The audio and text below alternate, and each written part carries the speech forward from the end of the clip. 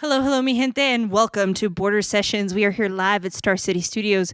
With us here tonight, we have Dayluta, means kindness, along with the visual by Kristen Apalaca. We're really excited to have this band. They're a post-rock band here from El Paso. All of them are natives. We really hope that you guys enjoy the journey that their music takes us on, and then we'll get to know the band a little bit, talk to them about their sound and how they got to the place that they are, the ideas that brought them the sounds that they have with us here at the studio. Thank you guys so much for being with us. Take it away.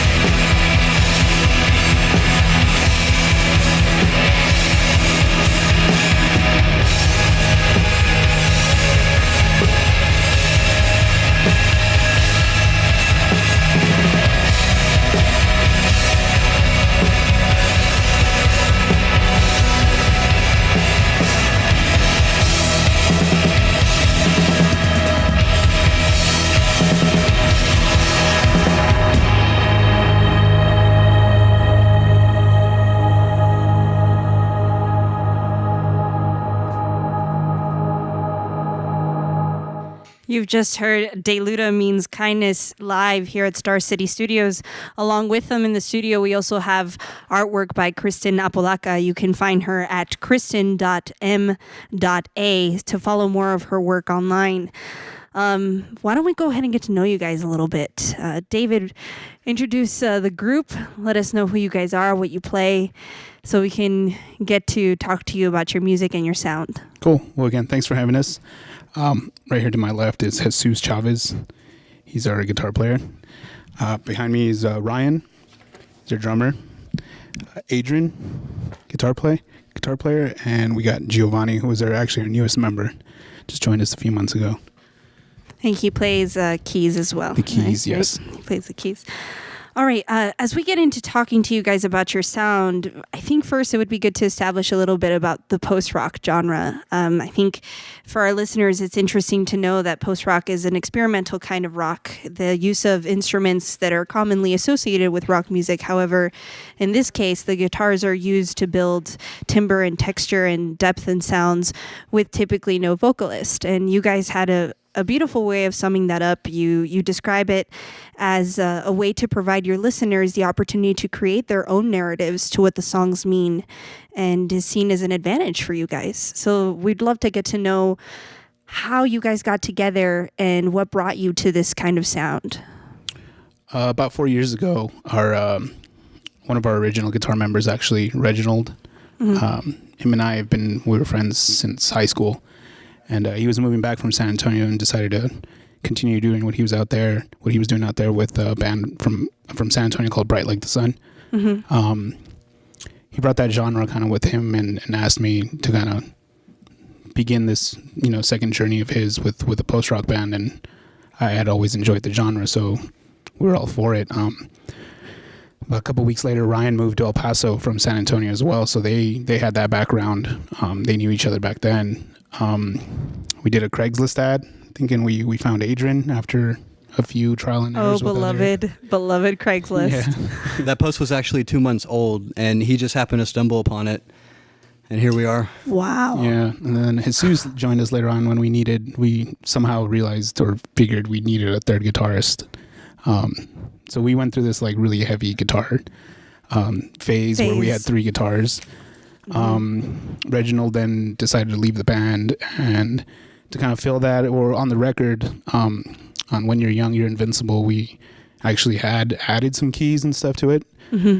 And we figured we should just incorporate that live somehow. And luckily we were able to land Giovanni over here, and he's been great for us ever since. They found me on Craigslist, but it was for something else. Yeah, we heard this is K-Tep, so we can't really talk about that. Yeah, we definitely want to keep things really nice over here. But it's good to know that good old Craigslist comes in handy still in El Paso. Well, back then it did. I don't know if it's so good anymore. Well, talking about back then, how long have you guys been together? Ryan, I think 4 years. I think we're going to hit 4 years in April. I think we just crossed the 3rd year mark. Okay. Isn't that crazy how that only 3 years ago Craigslist was like super helpful, and now we have so many other ways of connecting. We were also like about 20 pounds later. Yeah. So yeah. It's really tacos later too. Yeah. All the tacos later. The sound that you guys have, we were talking about it earlier. There's such a journey to your music, and I think it's pretty incredible how you have to have so much synergy with each other to play this kind of music. I think it'd be great for us to learn a little bit about how you go about creating these experiences, because there's so many layers involved. Where do you start? Typically, honestly, it starts with Adrian coming up with something pretty neat. A lot of times it's just us jamming, different parts, different ideas. We probably have a bunch of different songs too that we haven't even touched the surface on. They actually most start with you. If you ever, it's always you starting the songs. Yeah, it's mostly Adrian starting something pretty neat, and us kind of just layering on it, and putting things together, and different timings, and we'll have Ryan add his flavor to it, and keys will then just kind of be the Salt Bay on top. Just kind of, he just throws whatever he can on there with those those magical fingers. Those magical moments in the music. The peaks and slumps and valleys that you have in your music, how does it go from a jam like you guys start usually to make this sound? How does it then become a piece? Your pieces are long, they're about 8 to 10 minutes long. And how do you make that transition from a jam to knowing when you're gonna hit that peak in the song, when you're gonna hit a lower place? Honestly, I mean, I don't know everybody personally, but for me, like when I get like my skin all like goosebumpy, chicken, goosebumpy. Yeah, that's when I know that part needs to stay, and then we just work around that, and then we just keep going until everybody feels the same way. So, but it really depends, sometimes Ryan brings up a really cool drum fill or, whatever he has in his mind, and then we just work around that. And it turns out to be something that we really like, and then we just keep it, So. Yeah, it's really based on a lot of just emotions and what we feel at the time. Mm-hmm. Is this too long? 'Cause, with 10-minute songs, we have to kind of keep it as fresh as we can with certain parts and certain things. Right. We can't keep going. And so we're lucky we actually practice in a little recording studio. So we'll actually record our practices sometimes and so you listen can to hear it. those Like, moments. oh, this part goes too long, or let's redo this, or let's change this, or we're lucky to have that. So we take a lot of perspective in what we do and just kind of feel it. Really, it's really what we're trying to do. Just hit certain emotions at certain times. I think feeling it is the perfect way of describing your music. You have this way of transmitting that goosebump moment. That's incredible. And one last thing, does Dayluta mean kindness? It does. It does in Hindi, actually. Yeah. So. And I've actually met a Hindu person to confirm that it does. That's great. That's really good to back up your sources, guys. Well, it's been incredible to have you guys here at the studio. We have Dayluta means kindness. Go ahead and look them up. You can find them on all social media. Make sure it's Dayluta with a T. Luta means kindness. We're so excited and so happy to have you guys here at the studio to have this experience with you. Thank you so much for bringing this sound to us. This is Border Sessions, connecting people through art and music. Please follow us on Instagram and Facebook at Border Sessions EP. Take it away, please.